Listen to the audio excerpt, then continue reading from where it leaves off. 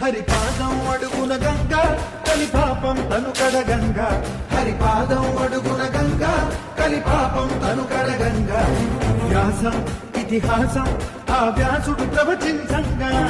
ఘట్టం గణపతిదై బాంబేలో వచ్చిన తుఫాన్ గుర్తుందా? యజుస్సామరు అథర్వ శాఖలుగా ఓంకారేశ్వరి శ్రీహరినగరి ఇదిగో రాబదరి వైకుంఠేశ్వరి సిరికి నగరి అదిగో మహిమగిరి